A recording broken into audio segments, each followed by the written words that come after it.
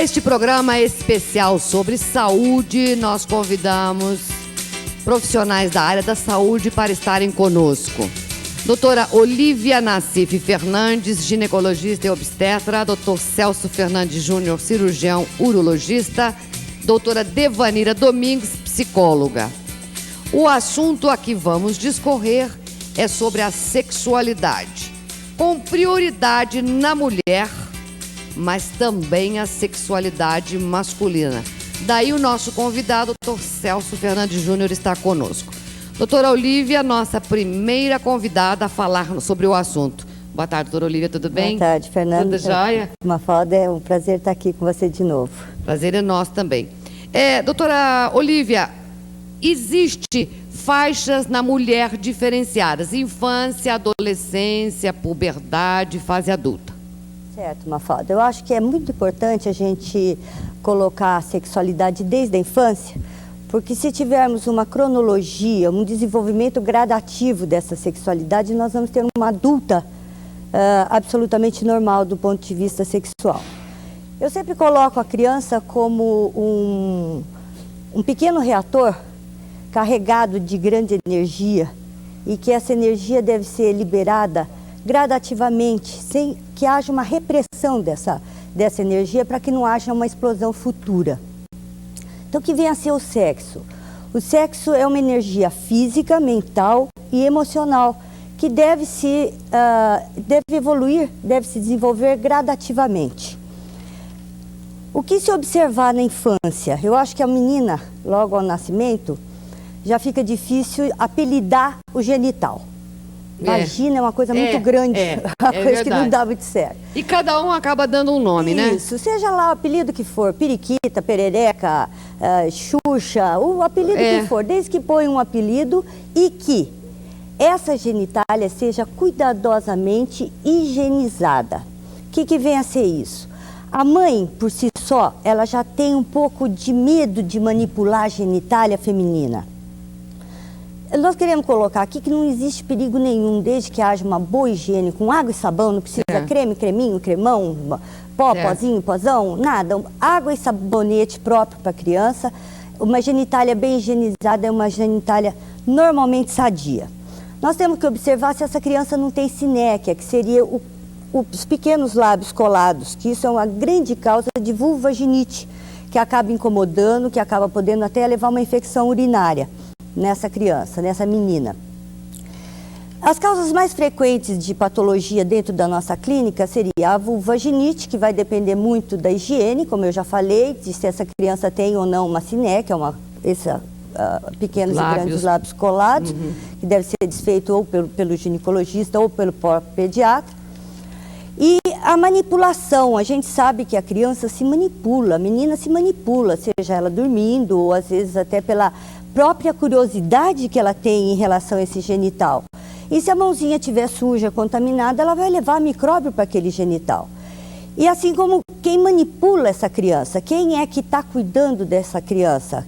É uma babá, é uma avó, é uma tia ou a própria mãe? Se tem ou não uma secreção vaginal, se tem ou não um corrimento.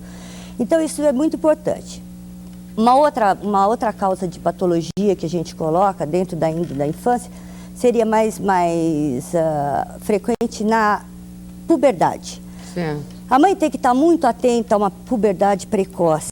Então seria, o que vem a ser puberdade? A puberdade é um momento, é uma época absolutamente normal na vida da mulher, que ocorre por volta dos 10 anos, que seria o aparecimento dos caracteres genitais secundários, sexuais secundários.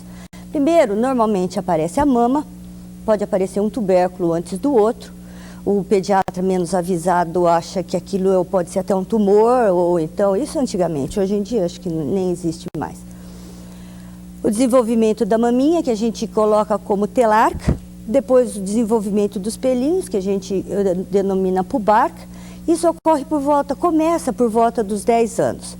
Quando isso ocorre antes, a gente chama de uma puberdade precoce ou de um amadurecimento genital precoce, que isso acarreta patologia futura para essa criança.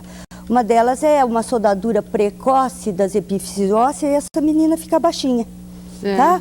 Ou então um desenvolvimento acentuado de pelo. Essa criança tem que ser avaliada. Ela não, a distribuição de pelo na menina de 8 anos é muito importante, a mãe está atenta, ela tem que estar atenta ao desenvolvimento dessa menina. Assim como uma menina que não tem caracteres secundários nenhum aos 13 anos, também deve preocupar a mãe.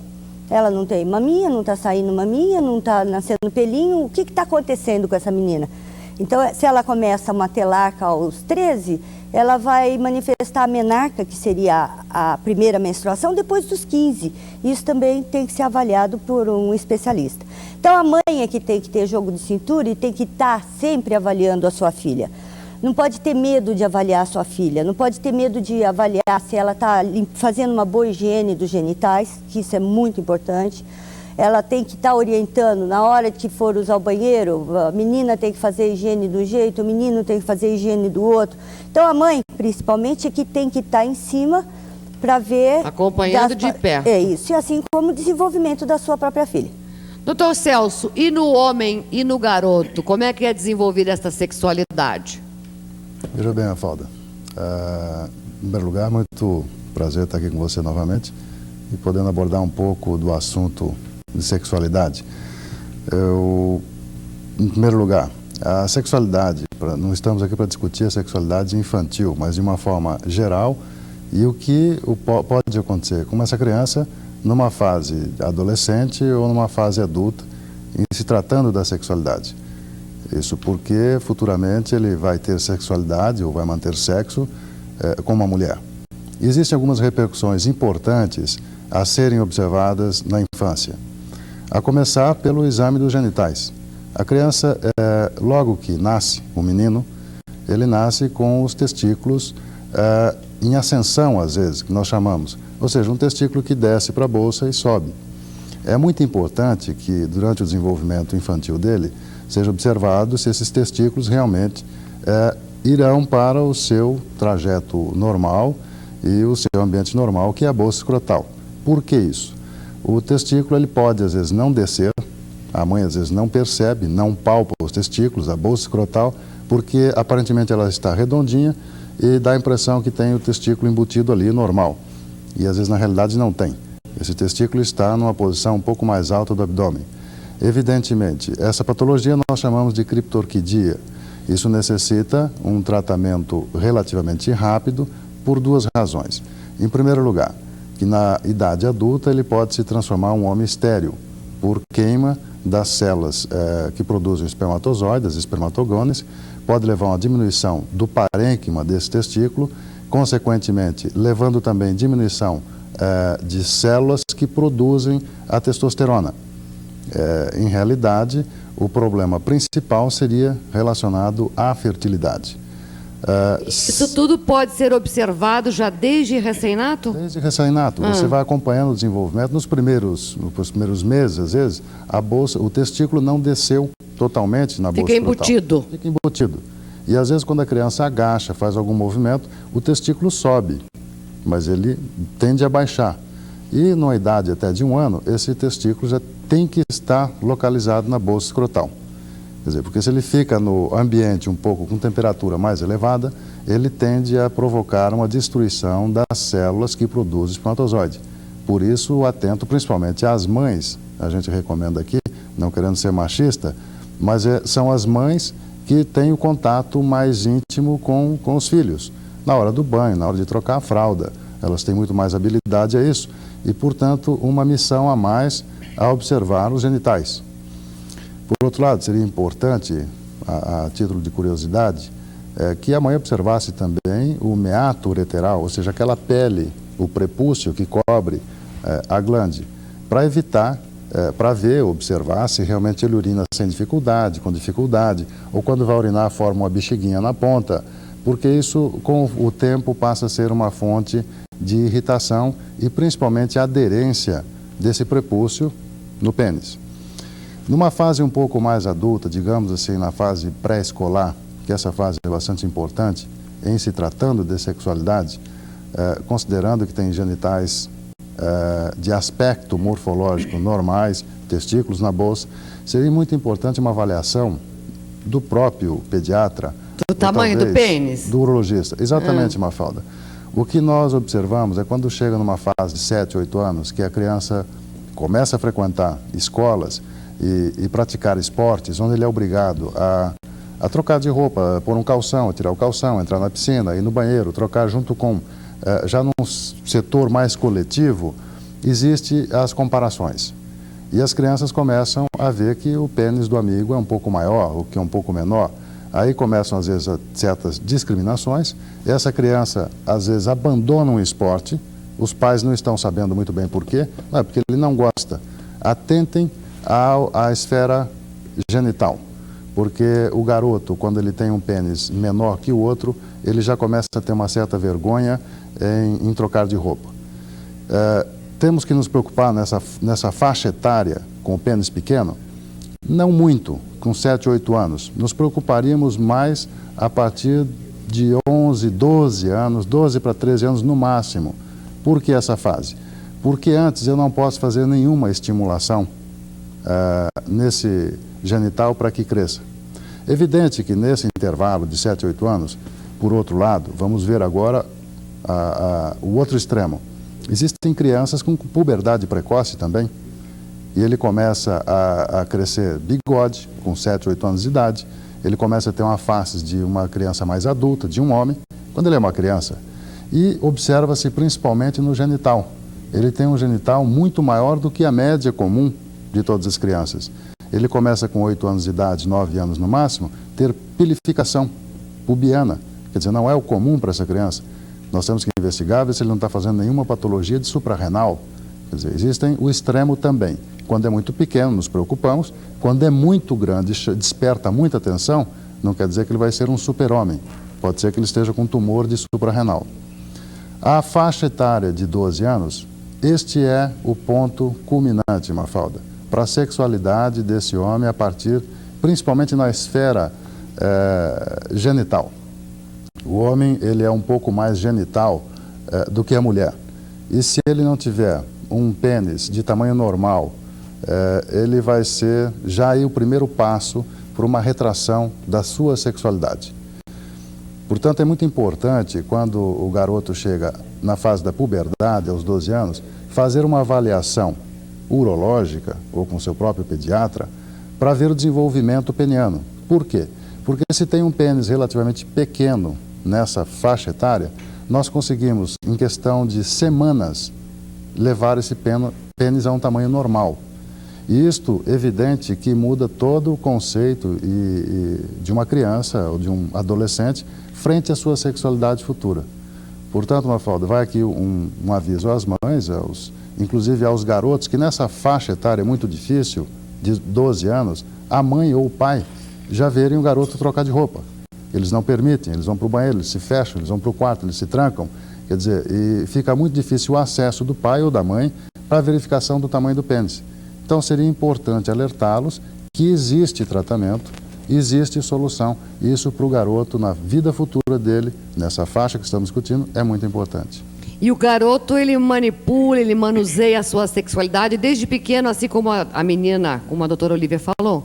É evidente, Mafalda, se nós regredirmos um pouco, vamos observar que existem alguns filmes aí que é muito interessante, onde a criança, a nível intraútero, ela coloca o dedo na boca e o dedo no genital. Isso por uma razão muito simples. São áreas que, não que excitam a criança, mas são áreas agradáveis à criança, ao ser humano. Você tira a roupa de uma criança de 1 ano, seja menina ou seja menino, deixa ela nua em cima da cama.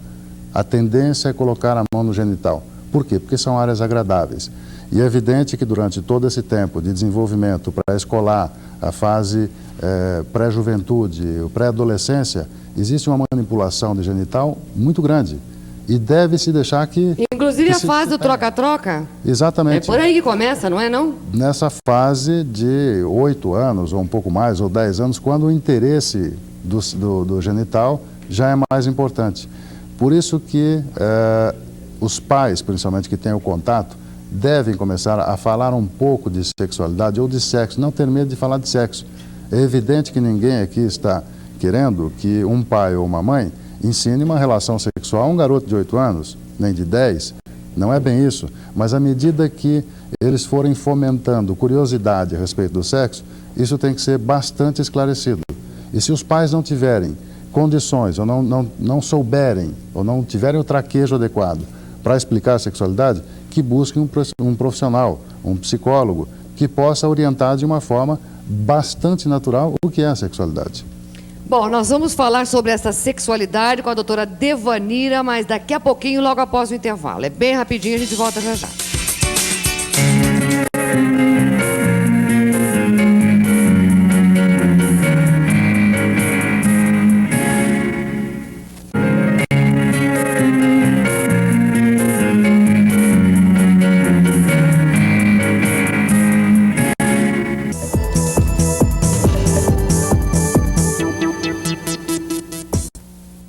Bom, nós estamos falando da sexualidade. Doutora Olívia, doutor Celso falaram dos aspectos biológicos e também até psicológicos na criança, no adolescente, no jovem. E agora a gente quer saber nos aspectos psicológicos e contamos com a colaboração de doutora Devanira. Tudo bem, Devanira? Boa tarde. Tudo bem, Mafalda. Boa tarde. Prazer tê-la conosco, hein? Prazer. Bom, quando é que começa a vida sexual? Olha, na realidade, Mafalda, é importante saber que o indivíduo, ele não tem uma data marcada para começar a sua sexualidade, tá? Falando não existe algo limítrofe, né? Não. Daqui para frente. Não. A gente diz que o indivíduo, ele nasce e ele morre com a sua sexualidade, né?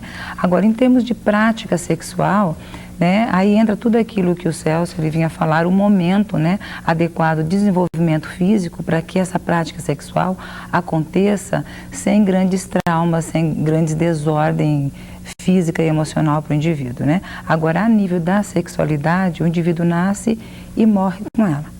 O que a gente observa, né, falando um pouco dessa coisa da infância, e que às vezes fica uma preocupação para os pais, eu percebo assim, exatamente a fase em que a criança começa a questionar essa sexualidade. Ele começa a questionar o seu corpo, ele começa a questionar as suas sensações, as suas emoções, no momento em que ele começa a manipular, conhecer esse corpo, né? Agora, o que eu acho importante que os pais saibam é que o que vai na cabeça do indivíduo, do adulto, enquanto sexualidade, não é nada daquilo que está na cabeça da criança. A criança, ela é muito espontânea, ela é muito pura na sua sexualidade. Da mesma maneira que ela passa horas, às vezes, coçando o nariz ou mexendo na orelha, isso não incomoda ninguém. No momento que ela está tocando o seu genital, ela percebe quanto isso incomoda o adulto. E ela não dá conta de entender por que ela, mexendo em algumas áreas do seu corpo, o adulto fica muito tranquilo, mas no momento que ela toca o seu dedinho na sua área genital, incomoda muito o adulto que está por perto. E que dá muito prazer para ela. E que dá muito prazer, porque é uma área muito prazerosa ao toque. Então, o que ela não entende é, se isso também faz parte do meu corpo, por que não é bom tocar? Por que o adulto diz, tira a mão daí, isso é feio, isso não pode? Quando ela está vivenciando no seu corpo a sensação desse prazer que ela está fazendo com esse toque. Então, o que eu gosto de estar tranquilizando os pais é que isso é uma atitude natural na criança. Ela está exercitando a sua sexualidade. É como a criança engatinha. Certo. E quando, por exemplo, os adultos ficam nus na frente da criança? Desperta a sua sexualidade ou não? Isso é bom? É prejudicial, doutora Devanira? Não, não é prejudicial. Eu diria que ela só é, o nu do adulto, ele só é prejudicial à criança se esse adulto não fica nu de uma maneira serena, tranquila. É aquele adulto que fica querendo ficar nu, mas ao mesmo tempo escondendo. Então a criança não vai dar conta de entender isso. E aí fica ruim para ela esse nu.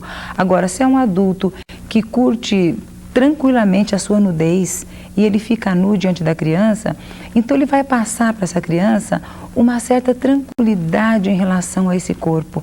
Então é essa criança que vai crescer com serenidade em relação ao teu corpo.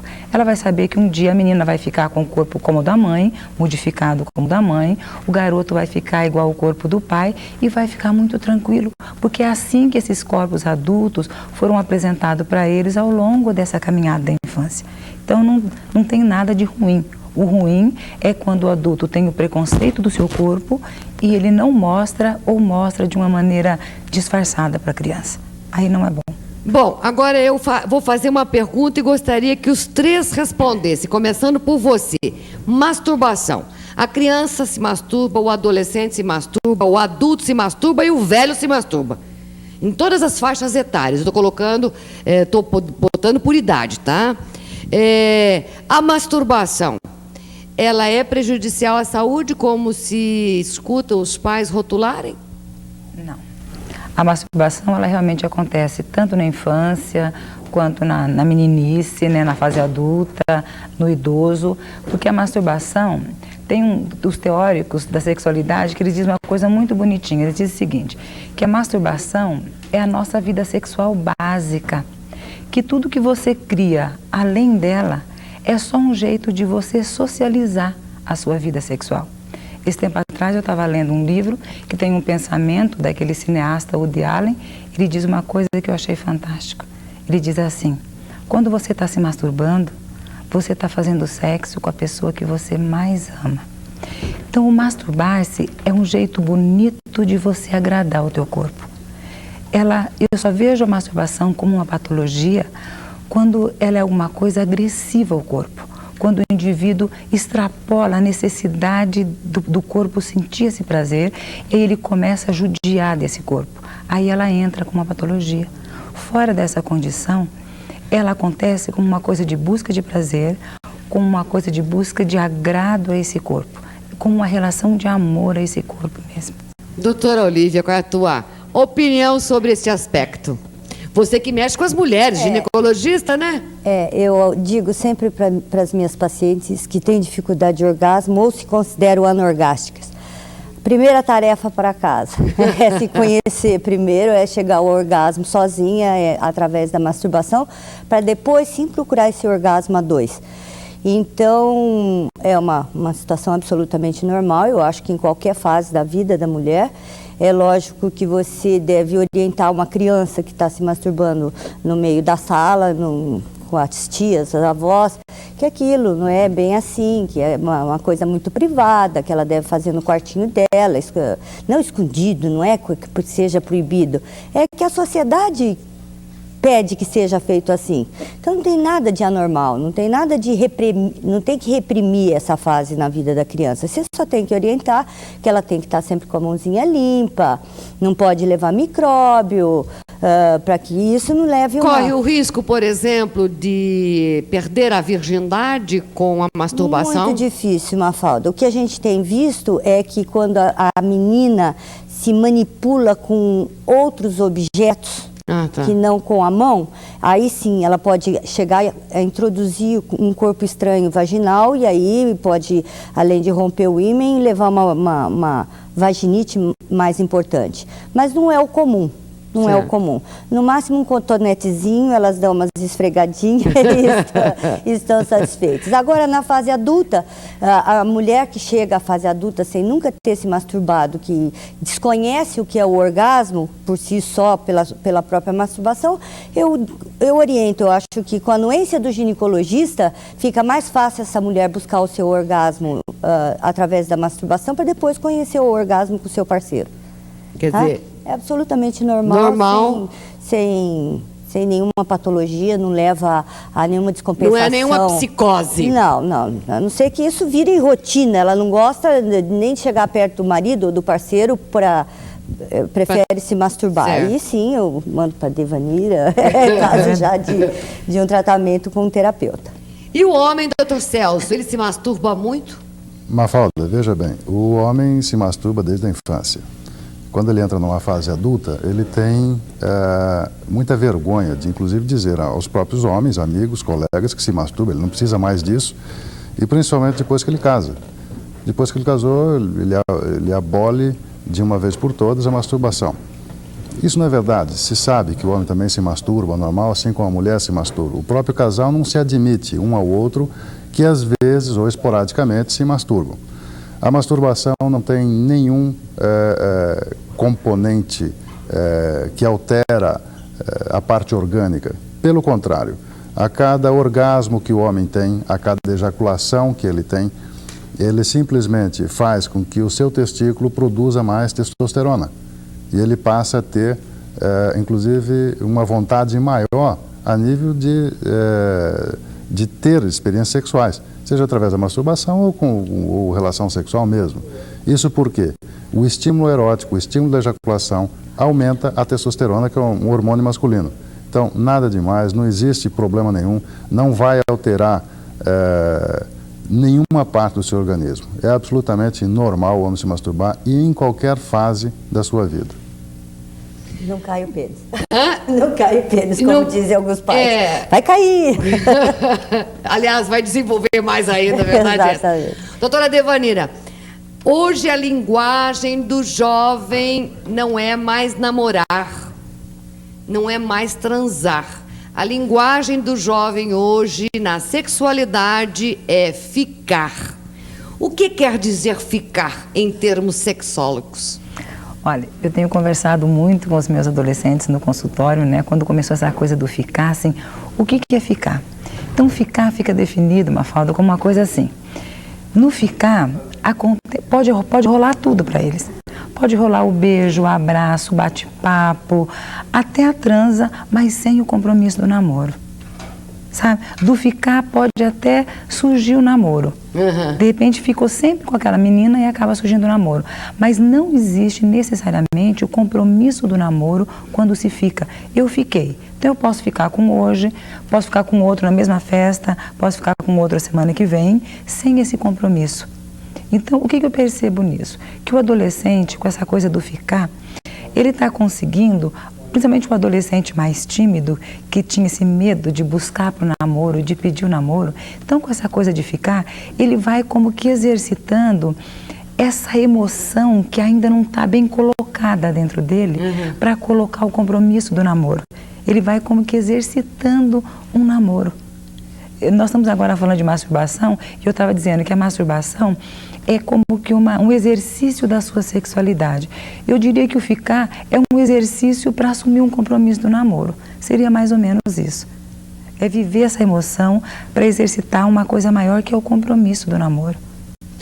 Doutora Olívia, para nós encerrarmos este nosso encontro, a mulher, ela deve estar com a sua vida sexual em dia para ter eu não diria um matrimônio, mas uma vida a dois mais saudável e menos conflitante?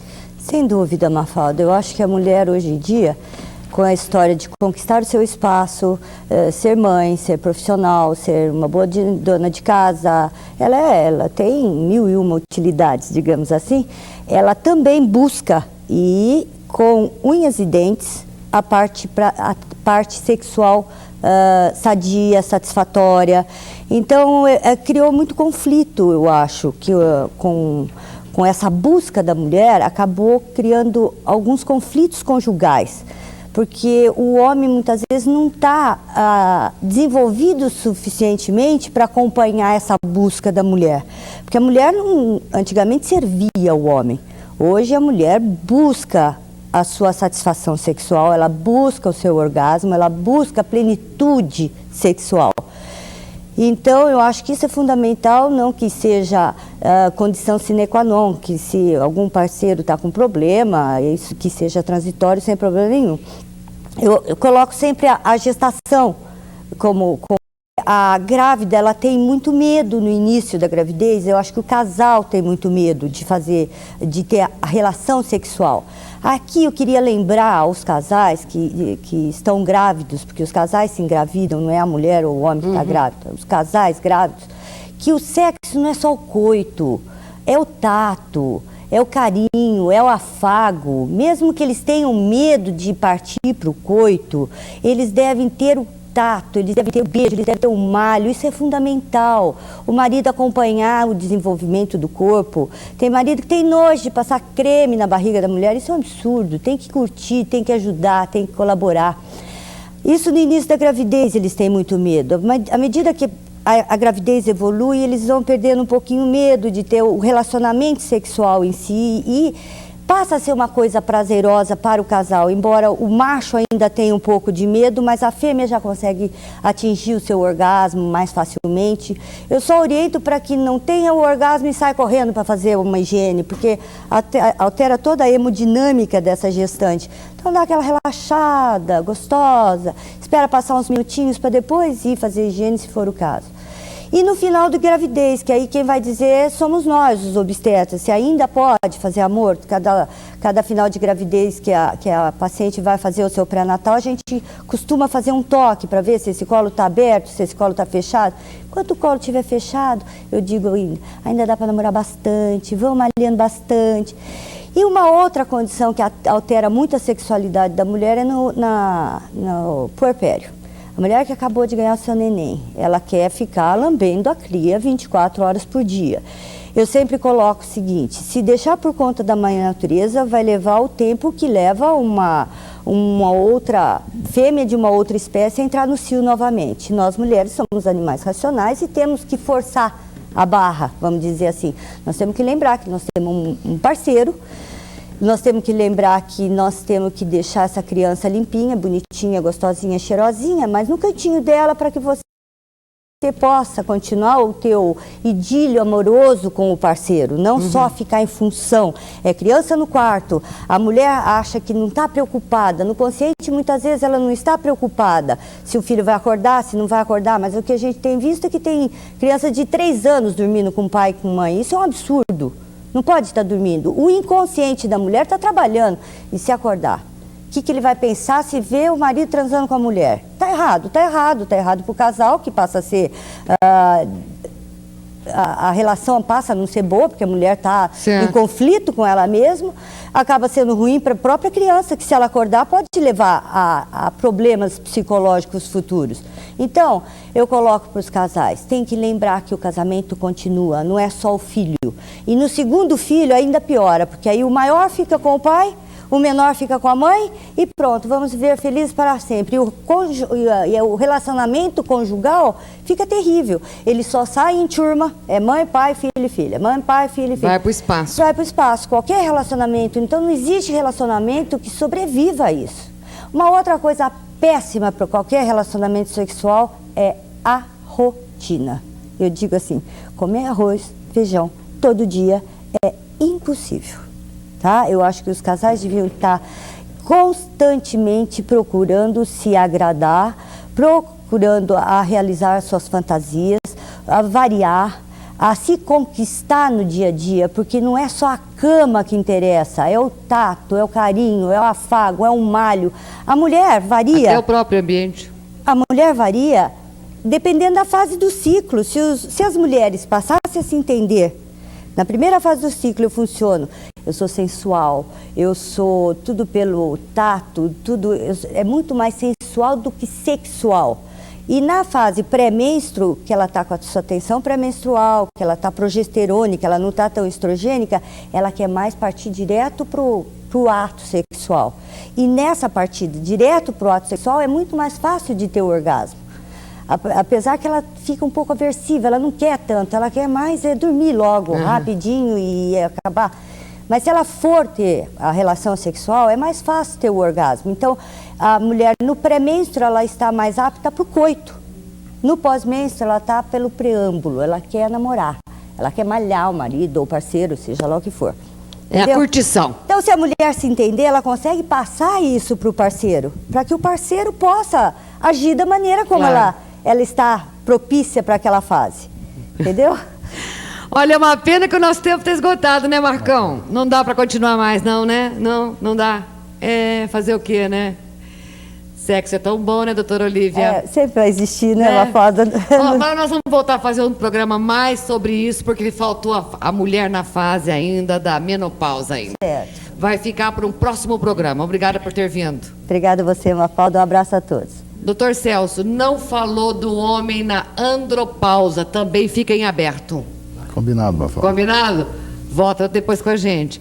Doutora Devanira, também falhamos. Faltou. Volta depois. Falando, não é? Não, é que o assunto realmente ele exige dinâmico. mais tempo, né? Mas nós vamos fazer outro programa sobre este assunto para dar continuidade às outras fases que faltaram. Obrigada por vocês terem vindo ao programa. Um abraço. Obrigada, hein?